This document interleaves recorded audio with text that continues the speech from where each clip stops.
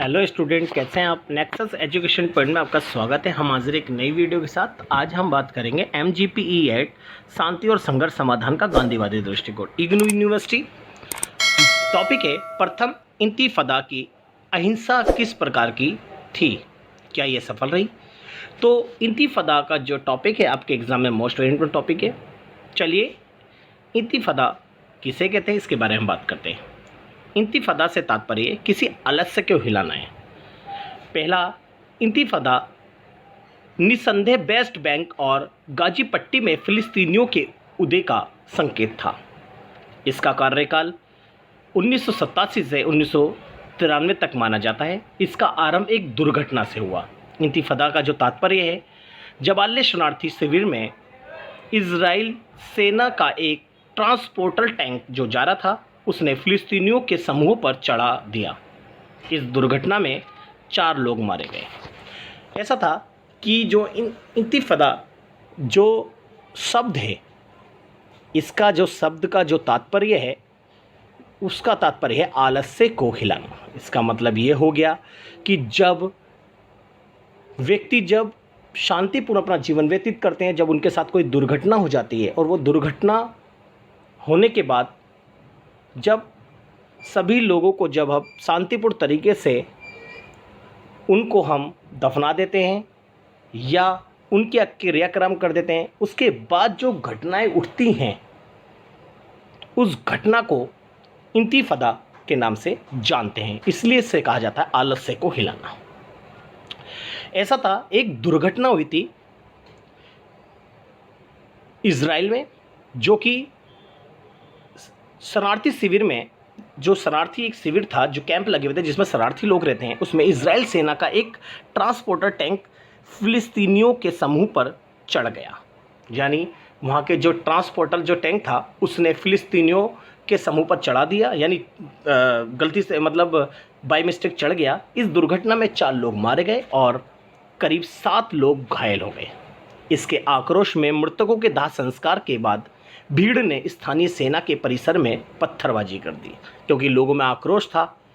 और ये जो ट्रांसपोर्टर जो टैंक जो चढ़ा था ये इजरायली सेना का था। इसलिए वहाँ के स्थानीय लोगों ने पहले तो मृतकों का देह संस्कार करा, फिर उन्होंने इजराइल सेना के ऊपर पत्थरबाजी कर दी। दूसरी तरफ इजरायली सेना कानून व्यवस्था पर नियंत्रण रखने में असमर्थ थी, क्योंकि ये अच्छी तरह जनता को यानी स्थानीय सेना पर काबू नहीं कर पाई और ये आग तेज़ी से बढ़ती गई और इस कारण दंगे भड़क उठे।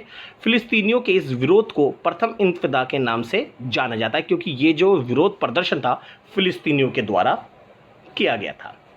इस विरोध प्रदर्शन के दौरान लोगों द्वारा रक्षा सेनाओं का पर केवल पत्थर और शराब की बोतलें ही फेंकी गई।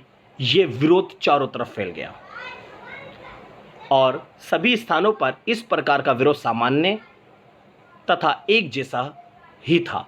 जहाँ पर क्योंकि समाज के जितने भी जहाँ ये विरोध हो रहे थे सब विरोध एक जैसा ही था और इसमें पत्थर और शराब की बोतलों का इस्तेमाल किया गया था। फलस्वरूप अपनी आरंभिक अवस्था में इंतिफादा एक असंगठित विरोध था, क्योंकि ये विरोध जो था संगठित नहीं हुआ बल्कि ये हर जगह अलग अलग फैला हुआ था।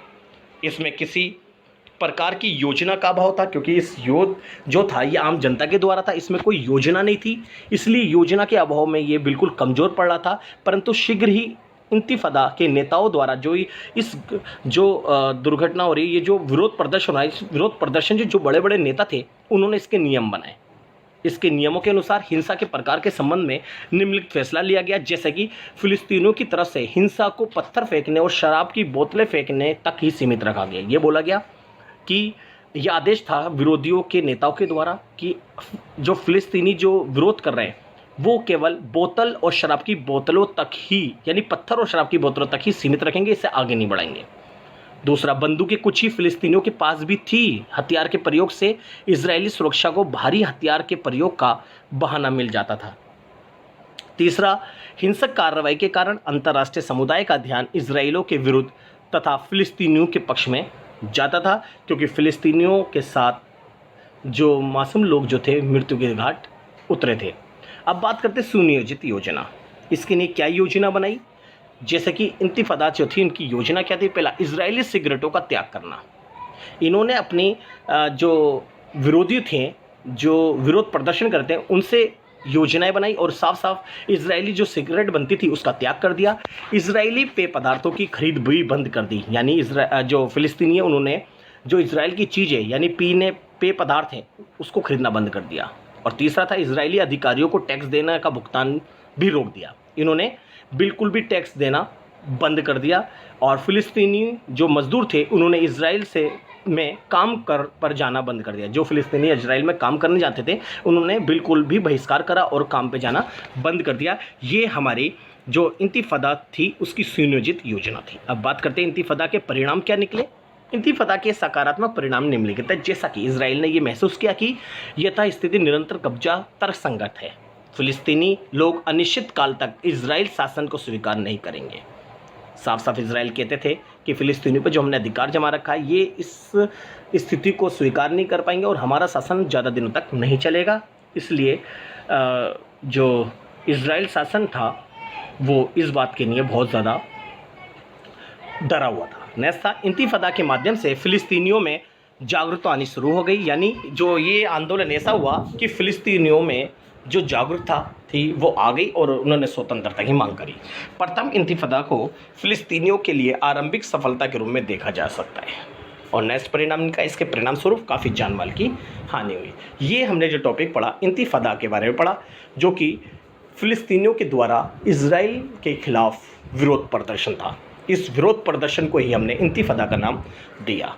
तो इसको आप बहुत अच्छे से टॉपिक कर लीजिएगा। अगर आपने अभी तक हमारे चैनल को सब्सक्राइब नहीं किया है तो हमारे चैनल को सब्सक्राइब करें, लाइक कमेंट शेयर करना ना।